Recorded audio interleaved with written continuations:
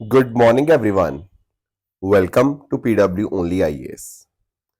दोस्तों, बिहार इलेक्शन का रिजल्ट आ चुका है एंड बिहार के अंदर एनडीए ने बम्पर जीत यहां पे प्राप्त की है।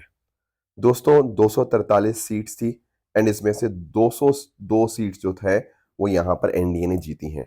चाहे वो बीजेपी की बात करें, आप नीतीश कुमार की पार्टी, आप जेडीयू की बात करें, बहुत ही शानदार इन पर्टिकुलर पार्टीज का जो परफॉर्मेंस है वो रहा है। अब इसके पीछे कई सारे कारण माने जा रहे हैं। देखो, हालांकि नीतीश कुमार बहुत लंबे समय से बिहार के चीफ मिनिस्टर हैं, पर इतना लंबा समय होने के बावजूद भी वो बहुत पॉपुलर है। नॉर्मली एक बात कही जाती है कि इतने समय के बाद एक एंटी इनकम्बेंसी आती है, ठीक है, जब लोग थोड़ा सा थक जाते हैं सेम चीज के साथ। पर ऐसा नीतीश कुमार के साथ हमें नहीं देखने को मिल रहा, जबकि यहाँ पर तो प्रो इनकम्बेंसी है। लोगों ने नीतीश कुमार के फेवर में वोट डाला है, बीजेपी के फेवर में यहाँ पे वोट यहाँ पे डलता हुआ देखने को मिला है। साथ ही साथ दोस्तों, जो 10,000 रुपया आपका जो मुख्यमंत्री महिला रोजगार योजना है, इसके माध्यम से भी बहुत सारी महिलाएं जो थी वो यहाँ पर इनके समर्थन में थी, उन्होंने काफी हद तक वोट डाला एंड इस वजह से आप नोटिस कर पाओगे कि बहुत बम्पर सीट्स यहाँ पे देखने को मिली हैं। हालांकि अगर हम बात करें परसेंटेज वोट्स में, तो उसमें जो आरजेडी है वो सबसे बड़ी, सबसे ज्यादा नंबर ऑफ वोट शेयर जो है वो उसी का देखने को मिलेगा। हालांकि वो सीट्स में बहुत कम कन्वर्ट हुआ है एंड इसी वजह से महागठबंधन को बहुत बड़ी हार यहाँ पे देखने को मिल रही है। दोस्तों, डेट है आज की 15 नवंबर 2025 एंड आप सभी का स्वागत है आज के प्रीलिम बूस्टर न्यूज डिस्कशन में। स्टार्ट करने से पहले मैं आप सबको बता दूं कि अगर आपको इस सेशन की पीडीएफ चाहिए तो ये मेरे Telegram channel Rishabh Sharma sir PW, यहाँ पर आपको इसकी पीडीएफ मिल जाएगी। चलिए शुरू करते हैं। एंड पहला टॉपिक जो हमें डिस्कस करना है वो राइसिन के बारे में करना है। मैं थोड़ा आपको एक्सप्लेन करता हूँ। देखो, आप लोगों को ना कैस्टर सीड्स के बारे में पता होगा, ठीक है। उससे आपको कैस्टर का तेल मिलता है, कैस्टर ऑयल, राइट। पर कैस्टर सीड्स का गलत इस्तेमाल भी पॉसिबल है। बेसिकली जो इसके बाहर का आपको हिस्सा देखने को मिल रहा होगा ना, जो सॉलिड फ्रैक्शन है यहाँ पे, ये जो सॉलिड फ्रैक्शन है, इस सॉलिड से आपको मिलता है राइसिन। और राइसिन जो है अपने आप में ये बेहद ही टॉक्सिक आपको केमिकल देखने को मिल जाएगा। इसमें क्या होता है, अगर मान लो किसी इंसान ने इस राइसिन को खा लिया तो उससे उस इंसान की डेथ हो सकती है। ऐसा माना जाता है कि 1 मिलीग्राम ऑफ राइसिन भी एक इंसान के लिए बहुत ज्यादा खतरनाक हो सकता है, उसके लिए मौत का कारण बन सकता है। अब राइसिन को या तो खा सकता है इंसान, ठीक है, या फिर उसको आप एक तरह से कह सकते हो कि इंजेक्शन हो जाएगा, इनहेल हो सकता है, या फिर इंजेक्शन के माध्यम से भी किसी इंसान को दिया जा सकता है। तो यानी कि ना, अगर आपको लोगों को मारना हो तो उसके लिए राइसिन बहुत ज्यादा खतरनाक हो जाता है। और देश भर में यही प्लानिंग चल रही थी कुछ पर्टिकुलर लोगों की। गुजरात एंटी टेररिस्ट स्क्वाड ने यहाँ पर 3 लोगों को यहाँ पे पकड़ा है, जो कहीं ना कहीं राइसिन प्रोड्यूस करने की कोशिश कर रहे थे, एक तरह का टेरर अटैक का। देखो, टेरर अटैक का मतलब सिर्फ बम फोड़ना नहीं होता। टेरर अटैक होता है निर्दोष लोगों को मार देना। कई बार वो बम फोड़ के किया जा सकता है, कई बार इस तरह के जो हार्मफुल या टॉक्सिक केमिकल, जो पॉइजनस केमिकल होते हैं, लोगों को वो इनहेल, इंजेस्ट करवा के या इंजेक्ट करवा के यहाँ पे उन तक दिया जाता है। तो ये भी अपने आप में एक टेररिस्ट अटैक ही हो सकता था अगर ये राइसिन इस तरह से लोगों तक जाता। पर उससे पहले ही हमारी टीम्स ने, गुजरात एंटर स्क्वाड ने यहाँ पे मुस्तैदी दिखाते हुए यहाँ पर इन 3 लोगों को यहाँ पे पकड़ लिया है। दोस्तों, ये जो प्लांट है राइसिन का, ये हाईली टॉक्सिक आपको देखने को मिलेगा, ठीक है। प्रोटीन बेस्ड आपको पॉइजन आपको देखने को मिल जाता है, जो कि इस तरह से आपके कैस्टर प्लांट से हमें, जो सीड्स है वहां से हमें एक्सट्रैक्ट होता हुआ देखने को मिलता है। ये प्लांट जो है ये ट्रॉपिकल अफ्रीका में आपको मोस्टली देखने को मिलेगा, इथियोपियन रीजन में। बट इसके अलावा अगर हम बात करें, इसको इंडिजिनियस माना जाता है मेडिटेरियन बेसिन और भारत में भी। इसके साथ ही साथ अगर हम बात करें, मैंने आपको बता ही दिया इसको एक्सट्रैक्ट कैसे करते हैं, राइट। इसके साथ ही साथ इससे आपको, मतलब कई लोगों की डेथ हो सकती है, इससे बीपी कम हो सकता है, हेलुसिनेशन हो गया, या इवन एक इंसान के जो बॉडी पार्ट्स हैं, उसके अलग अलग ऑर्गन्स हैं, वो फेल कर सकते हैं। ध्यान रखना ये है कि राइसिन क्या है, सॉलिड पार्ट है आपके कैस्टर सीड्स का, ठीक है। इसके खतरनाक आप ये भी देखिए कि अगर किसी ने राइसिन को इंजेक्ट कर लिया या इनहेल कर लिया या उसने खा लिया, तो इसका कोई भी एंटीडोट एग्जिस्ट नहीं करता। जो भी हम कोशिश करेंगे, जो भी हम यहाँ पे ट्रीटमेंट देंगे, वो सपोर्टिव ही है। मतलब किसी को अगर मान लो कुछ बीपी कम हो रहा है तो बीपी को ठीक करने के लिए हम उसको दवा दे देंगे, पर इसके लिए राइसिन के लिए कोई भी एंटीडोट एज सच एग्जिस्ट नहीं करता, और इसीलिए ये इतना ज्यादा खतरनाक बन जाता है। दोस्तों, अगर हम बात करें केमिकल वेपन कन्वेंशन CWC की, तो वहां पर इसको शेड्यूल 1 में यहाँ पे जगह दी गई है। अब आप पूछेंगे कि सर केमिकल वेपन कन्वेंशन क्या है? दोस्तों दरअसल में जो इस तरह के खतरनाक केमिकल्स होते हैं ना, उनका डेवलपमेंट, उनको जमा करके रखना, बेसिकली स्टॉक पाइलिंग, उनका ट्रांसफर, उनका इस्तेमाल, ये हमने बैन कर रखा है उस कन्वेंशन के माध्यम से, केमिकल वेपन कन्वेंशन। ये कन्वेंशन 1997 में आई थी एंड इसको इंप्लीमेंट किया जाता है by OPCW, organisation for prohibition of chemical weapon, जिसके हेडक्वार्टर द हेग नीदरलैंड में आपको देखने को मिल जाएंगे। इनके इसी काम की वजह से इनको यहाँ पे 2013 में नोबेल पीस प्राइज मिला था, क्योंकि दुनिया भर में केमिकल वेपन्स की को बैन करने के, मतलब जो इस्तेमाल किए जाते हैं केमिकल वेपन के तौर के ऊपर, उसको बैन करने में आपकी OPCW ने बहुत इंपॉर्टेंट रोल प्ले किया है और इससे दुनिया में थोड़ी शांति आई है। That is why they were awarded 2013 Nobel peace prize. अब इसमें अगर हम बात करें ना दोस्तों, यहाँ पर अलग अलग शेड्यूल्स हैं केमिकल वेपन कन्वेंशन के अंतर्गत। एक है आपका शेड्यूल 1, यहाँ पर जो बहुत ही लीथल, बहुत ही खतरनाक इस तरह के केमिकल होते हैं ना, उनको डाला जाता है, जैसे सरीन एंड इवन आपका जो राइसिन, जो हम डिस्कशन कर रहे हैं, राइसिन भी आपका शेड्यूल 1 के अंदर ही है। शेड्यूल 2 के अंदर देखो, शेड्यूल 2 में भी देखो यहाँ पे ऐसा है कि यहाँ पे लिमिटेड यूजेज होता है, तो इनमें शेड्यूल 1 के मुकाबले थोड़ा सा कम, थोड़ा सा कम रेगुलेशन आप यहाँ पे इसको कह सकते हो। शेड्यूल 3 के अंदर हमने डुअल यूज इंडस्ट्रियल केमिकल को यहाँ पे डाला है। डुअल यूज मतलब वो ऐसे केमिकल जिनका दो जगह पे इस्तेमाल हो सकता है, कुछ अच्छे पर्पस के लिए भी और कई बार कुछ खराब पर्पस के लिए भी, तो वो मोस्टली आपके शेड्यूल 3 में कवर होते हैं। ध्यान रखना क्या है, राइसिन कौन सा है, शेड्यूल 1 के अंदर। और भारत की बात करें दोस्तों, तो भारत CWC का, केमिकल वेपन कन्वेंशन का ओरिजिनल सिग्नेटरी है, तो भारत भी बिल्कुल इसके साथ यहाँ पे अलाइंड है केमिकल वेपन कन्वेंशन के ऑब्जेक्टिव के साथ। नेक्स्ट आते हैं दूसरे टॉपिक पे, pandemic preparedness and emergency response site. सबसे पहले ना मैं आपको एंडेमिक, एपिडेमिक और पेंडेमिक, इनके बीच में डिफरेंस एक्सप्लेन कर देता हूं। देखो जो वर्ड होता है ना एंडेमिक, जैसे मान लो कोई बीमारी है, ठीक है, वो यहाँ पर कुछ लोगों में है, कुछ यहाँ पे लोगों में है, कुछ यहाँ पे लोगों में है, तो एक जगह के लोगों में वो ऑलरेडी कॉन्स्टेंटली प्रेजेंट रहती है, बहुत बड़े स्तर के ऊपर स्प्रेड नहीं करती, पर उसी जगह में रहती है, ठीक है। पर अगर मान लो यहाँ पे पहले कुछ केसेस थे, पर अचानक वो इस एरिया में बहुत ज्यादा फैल जाती है, तो उसको हम बोल देते हैं एपिडेमिक। ये एक ही जगह में अंदर या फिर एक लार्ज पॉपुलेशन में फैलती है, पर वो कंसंट्रेटेड रहती है कि इसी जगह में है यहाँ पे। पर अगर दोस्तों दुनिया भर में यहाँ पे इसके केसेस बहुत बहुत बहुत ज्यादा हो जाते हैं, तो उस केस में उसको हम यहाँ पे पेंडेमिक बोल देते हैं। और आपको सबसे बड़ा एग्जाम्पल पेंडेमिक का आप सबने देखा ही है, कोविड-19 पेंडेमिक था, इसीलिए क्योंकि it was present across several continents and countries of the entire world, ठीक है। अब 2021 में क्या हुआ था, 2021 में जो वर्ल्ड हेल्थ असेंबली हुई थी ना, उसके माध्यम से हमने फोकस किया था pandemic prevention, preparedness and response agreement के रिगार्डिंग, कि हम पहले से ही पेंडेमिक को प्रिवेंट करने के लिए रेडी रहेंगे। एग्रीमेंट उसके लिए यहाँ पे लॉन्च हुआ था दिसंबर 2021 में बाय वर्ल्ड हेल्थ असेंबली। अब उसी के हिसाब से WHO कोशिश ये कर रहा है कि दुनिया भर में पेंडेमिक के रिगार्डिंग अपनी प्रिपेयर्डनेस को हम यहाँ पे स्ट्रॉन्ग रखें। पेंडेमिक के लिए तैयारी हमें यहाँ पे पहले से ही करनी है, एंड उसी तैयारी के एक हिस्सा क्या है, WHO के द्वारा एम्स नई दिल्ली के अंदर pandemic preparedness and emergency response site को यहाँ पे लॉन्च करना।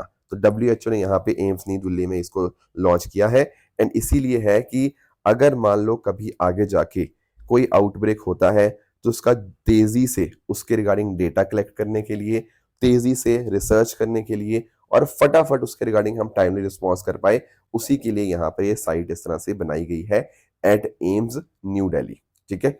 तो ये कंटिन्यूअसली यहाँ पे चलती रहेगी, जब पेंडेमिक नहीं भी है तब भी चलती रहेगी, ताकि हम पहले से ही यहाँ पे रेडी रह पाए एंड इस तरह से डिसीजन मेकिंग अच्छे से हो पाए, क्योंकि डेटा होगा इस साइट में, उसको हम इन्वेस्टिगेट जल्दी जल्दी कर पाएंगे एंड उसकी मदद से हमें हमें यहाँ पे काफी फायदा मिल पाएगा टाइमली रिस्पॉन्स देने के अंदर। बाकी पेंडेमिक क्या होता है ये तो मैंने आपको एक्सप्लेन कर ही दिया है। नेक्स्ट आते हैं दोस्तों अगले टॉपिक पे, that is your world diabetes day. दोस्तों कल 14 नवंबर था, एंड हर साल 14 नवंबर को हम यहाँ पे वर्ल्ड डायबिटीज डे के रूप में हम यहाँ पे सेलिब्रेट करते हैं। इस बार 2025 की जो थीम थी, it was diabetes across life stages. क्योंकि आप नोटिस करो ना, अब डायबिटीज वैसा नहीं है कि बुजुर्ग लोगों को होता है, अब डायबिटीज बच्चों में भी हो गया, ओल्ड एज में तो है ही है, ठीक है, और भी इस तरह से अलग अलग एज ग्रुप्स में आपको डायबिटीज देखने को मिल जाता है। तो WHO ही यहाँ पे इसको सपोर्ट करता है वर्ल्ड डायबिटीज डे के इनिशिएटिव को। अब आपको ध्यान पता क्या रखना है, आपको अलग अलग टाइप्स के बारे में ध्यान रखना है डायबिटीज के रिगार्डिंग। देखो पहली बात तो ये समझो कि आखिर डायबिटीज है क्या। देखो जब मैं बात करता हूँ ना डायबिटीज की, तो डायबिटीज का मतलब यही है कि जो आपकी बॉडी है, या तो वो इतना इंसुलिन प्रोड्यूस नहीं कर पा रही है ना, या फिर इंसुलिन प्रोड्यूस कर पा रही है पर वो सही ढंग से काम नहीं कर रहा। ठीक है ना। उससे क्या होता है, उससे आपकी जो शुगर की बीमारी है या जिसको आप डायबिटीज बोलते हो वो जाती है। अब दो बहुत ही फेमस टाइप्स हैं, टाइप 1 और टाइप 2। मैं ये नहीं कह रहा सिर्फ दो ही टाइप्स है, टाइप तो 5 है, पर दो बहुत पॉपुलर नेम्स हैं, type 1 diabetes and type 2 diabetes. देखो टाइप 1 डायबिटीज जो होती है ना, वो नॉर्मली 40 साल से कम वाले, मतलब जो थोड़े यंग लोग हैं ना, उनमें होती है। एंड टाइप 2 डायबिटीज जिनको उम्र थोड़ी ज्यादा होगी उनमें होती है। टाइप 1 का कारण ये रहता है कि आपकी बॉडी इंसुलिन नहीं प्रोड्यूस कर पा रही। क्यों नहीं कर पा रही, देखो एग्जैक्ट कॉस्ट इसका नहीं पता कि क्यों नहीं कर पा रही, पर कहीं ना कहीं हो सकता है कुछ एनवायरनमेंट से कुछ ट्रिगर आया हो। कुछ लोगों की जो बॉडी के वाइट ब्लड सेल्स हैं, वो यहाँ पर इंसुलिन प्रोड्यूसिंग सेल्स को ही अटैक कर दें। उस वजह से हो सकता है कि आपकी बॉडी उतना इंसुलिन नहीं प्रोड्यूस कर पा रही। तो इसको हम बोलते हैं टाइप 1, जब आपकी बॉडी उतना इंसुलिन प्रोड्यूस नहीं कर पाती। पर अगर ऐसा होता है कि इंसुलिन तो प्रोड्यूस हुआ, इंसुलिन प्रोड्यूस हो गया, या तो कम मात्रा में हुआ, या फिर वो इंसुलिन जो प्रोड्यूस है वो सही ढंग से काम नहीं कर रहा, तो उसको हम यहाँ पे टाइप 2 डायबिटीज देखने को मिल जाती है।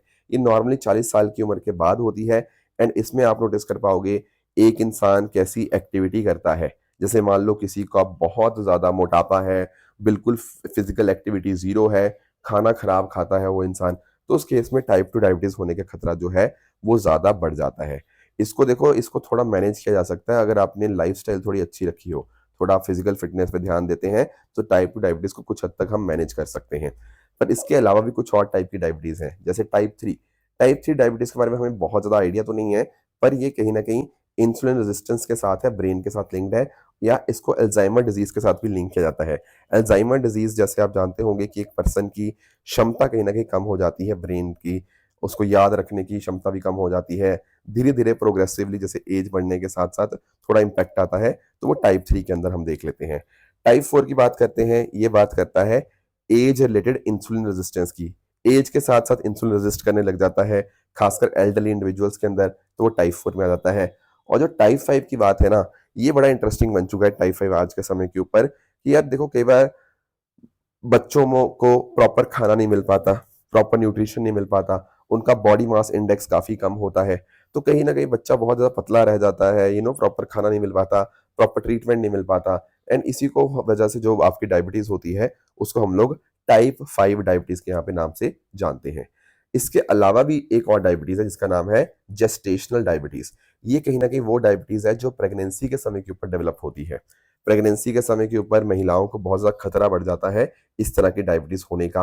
तो नॉर्मली ये उस टाइम पे होती है जब आपका प्रेगनेंसी के समय के ऊपर हार्मोन्स जो है वो इंटरफेयर करते हैं। एंड जब प्रेगनेंसी खत्म हो जाती है तो उसके बाद आपकी ये जो जेस्टेशनल डायबिटीज है ये भी खत्म हो जाती है। ठीक है ना। तो इससे कहीं ना कहीं माता को भी और जो बच्चे की हेल्थ है उसके ऊपर इसका इम्पैक्ट आ सकता है जेस्टेशनल डायबिटीज का। तो ये कुछ एग्जाम्पल्स हैं, ये टाइप्स हैं कुछ डायबिटीज की जो हमें पता होनी चाहिए। बाकी दोस्तों बात रही डायबिटीज के बर्डन की, तो आप नोटिस कर पाओगे कि 2000 में भारत में लगभग 32 मिलियन केसेस थे डायबिटीज के। अब जाके वो नंबर लगभग 3 गुना हो गया है, 90 मिलियन अडल्ट। देखो भारत में ना एक्चुअली हमें थोड़ा सा भारत को थोड़ा सोचना पड़ेगा इस चीज के रिगार्डिंग, क्योंकि डायबिटीज का बर्डन भारत में बढ़ता ही जा रहा है। लोगों को अपनी हेल्थ के ऊपर ध्यान देना पड़ेगा, नहीं तो फिर डायबिटीज भारत का बहुत एक बड़ा बर्डन बनता हुआ देखने को मिलेगा। So it is very very important कि इंडिया इसके रिगार्डिंग काम करे। एंड ऐसा बताया जा रहा है कि 9 में से एक अडल्ट कहीं ना कहीं डायबिटीज के साथ यहाँ पे उसको यहाँ पे डायबिटीज है। काफी सारे लोगों को पता भी नहीं है उनको डायबिटीज है, और जिस वजह से कहीं ना कहीं उनको फिर ट्रीट करना काफी मुश्किल हो जाता है, क्योंकि लेटर स्टेजेस में पता लगता है। एंड ये काफी फिर दिक्कत देता है। नेक्स्ट आते हैं दोस्तों अगले टॉपिक पे, that is Jawaharlal Nehru birth anniversary. दोस्तों कल 14 नवंबर के दिन नेहरू जी का जन्म दिवस था। एंड इनकी बर्थ एनिवर्सरी के ऊपर हमारे प्रधानमंत्री जी ने इनको ट्रिब्यूट पे किया। ठीक है कि उनका कंट्रीब्यूशन बहुत बहुत रहा है हमारे देश की डेवलपमेंट के अंदर। तो थोड़ा सा हिस्टोरिकल पर्सपेक्टिव से जो हमारे एग्जाम पर्सपेक्टिव से इंपॉर्टेंट हो सकता है, उस चीज को हम यहाँ पे डिस्कस कर लेते हैं। देखो नेहरू जी का जो जन्म था वो 1889 के अंदर इलाहाबाद, अब जो प्रयागराज है, वहां हुआ। एंड इनके जन्म दिवस को हम चिल्ड्रन डे के रूप में यहाँ पे सेलिब्रेट करते हैं। ये कश्मीरी पंडित फैमिली से यहाँ पे बिलोंग करते थे, और इनके जो पिताजी हैं मोतीलाल नेहरू जी, उनका भी बहुत इंपॉर्टेंट रोल रहा हमारे देश की फ्रीडम स्ट्रगल के अंदर।